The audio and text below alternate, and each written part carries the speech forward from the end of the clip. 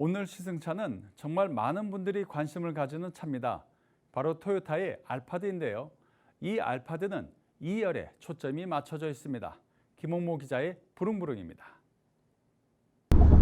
네, 오늘 제가 타볼 차는 토요타의 미니밴 알파드입니다. 산타페, 시에나, 팰리세이드 등 일명 아파처로 불리는 차들이 많죠. 세단, SUV, 픽업 트럭 이런 세그먼트로 차를 구분하는 게 아니라 아빠차냐 아니냐로도 분류를 나눌 수 있을 정도입니다. 이런 아빠차를 타다가 아이가 하나 둘해서 3명까지 늘게 되면 모든 사람들이 국룰인 듯 카니발을 선택하죠. 여러 사람을 태우기에 미니밴만한 게 없다는 반증입니다. 국가대표 미니밴 카니발이 점령한 한국 땅에 도전장을 내민 일본의 미니밴이 있습니다. 알파드란 이름의 이 차를 몰아보며 샅샅이 살펴보겠습니다. 이 차의 외형부터 살펴보면 심상치 않다는 걸 바로 알 수가 있습니다. 차의 얼굴이라고 할 수 있는 전면부 그릴이 물고기 비늘이 박힌 듯 혹은 중세기사의 철갑을 두른 듯한데요.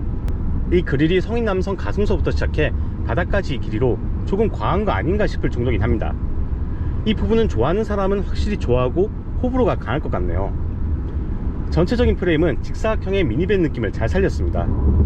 어중간하게 스포티한 느낌을 내느니 아예 둔중한 덩치를 유지하는 선택을 했는데요. 이런 실루엣은 미니밴에서밖에 볼 수 없는 만큼 이런 선택은 좋다고 생각합니다.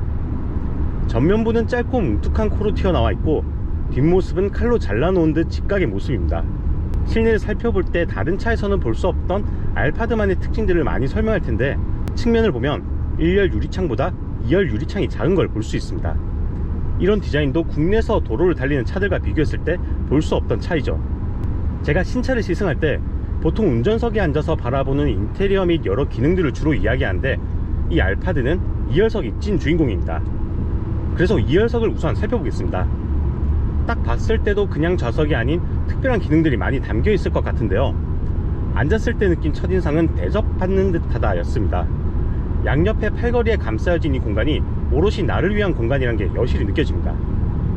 무릎 공간과 바닥 또한 넓어서 아래를 살펴보니 전기차처럼 중간을 가로지르며 볼록히 튀어나온 둔턱도 없었습니다. 여기에 시선을 끄는 요소가 하나 더 있었는데 바로 이 툭 튀어나온 팔걸이입니다. 앞서 이 차를 탔던 사람이 핸드폰을 두고 갔나라고 생각했는데 알고 보니 온도 조절서부터 조명, 음악, 좌석의 높낮이 등을 조절할 수 있는 리모컨이었습니다. 이 리모컨을 만지다 보니 마사지 기능도 있기에 켜보기도 했는데요. 집에서 사용하는 TV 리모컨도 따로 있어 버튼을 누르면 유튜브, 넷플릭스 등을 중앙에 위치한 TV에서 보며 힐링 시간도 가질 수 있습니다. 가제트 만능팔 같은 팔걸이의 뚜껑을 열면 대학교 강의실에서 사용하던 강의 테이블도 사용할 수 있어 노트북을 올려두고 업무를 보거나 과자 같은 요깃거리를 올려둘 수 있습니다. 반대쪽 팔걸이는 이렇듯 숨어있던 컵홀더가 나오는가 하며 좌석 상태를 직관적으로 보여주고 조작할 수 있는 버튼들이 위치합니다. 선루프도 굉장히 독특합니다. 제가 자동차 기자를 하면 누구 못지않게 여러 차들을 타봤지만 이런 형태는 처음 봤는데요. 파노라마 루프라는 이름의 이 윗공간은 좌석 위쪽 공간이 직사각형 형태로 뚫려져 있습니다. 이 유리창이 열리진 않습니다. 일본에서 건너온 차이기에 돼지코 변압기가 필요한 110V의 콘센트 구멍이 있을 줄 알았지만 국내 시장에 맞춰 220V이며 옆에는 노트북 등을 연결시킬 수 있는 HDMI 단자가 있습니다. 소소하지만 이 차의 재밌는 점들을 짚어보면 우선 햇빛 가리개에 부착된 거울을 꼽을 수 있습니다. 커다란 덩치에 비해 앙증맞은 크기입니다. 윗공간의 유리창을 따라 앰비언트 라이트가 길게 이어지며 색깔을 취향대로 바꿀 수 있습니다. 2열의 차양막도 보통 아래에서 위로 끌어올리는 방식이 많은데 알파드는 위에서 아래로 내려오는 형식입니다. 백미러는 거울이 아닌 후방에 위치한 카메라로 찍히는 모니터 화면이며 콧대가 낮았던 본넷의 실루엣과는 달리 운전석과 전면부 유리창 사이는 광활하다는 느낌이 들 정도로 멀찍이 떨어져 있습니다.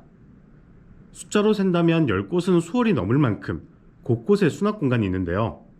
조금이라도 허전하다 싶은 공간에 손을 가져다 눌러보면 딸깍하는 소리와 함께 컵홀더나 선글라스, 문서 보관함 등이 모습을 드러냅니다.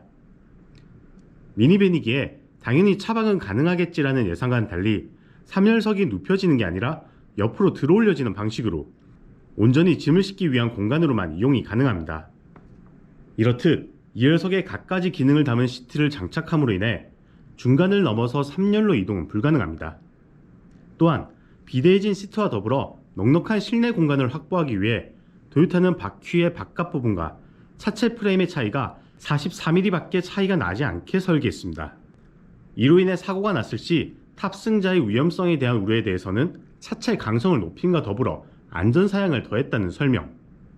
차를 타기 전에는 카니발의 적수가 등장했나라는 생각을 가졌지만 실제로 주행을 하며 경험을 해보니 알파드는 아빠 차라는 별명은 어울리지 않고 한덩치 하는 회장님 차라는 결론에 이르렀습니다. G90과 S클래스 등 세단의 회장님 차와는 또 다른 매력을 갖춘 차, 도요타 알파드의 자기색 강한 매력을 지금까지 알아봤습니다. 팍스경제TV 김홍모입니다.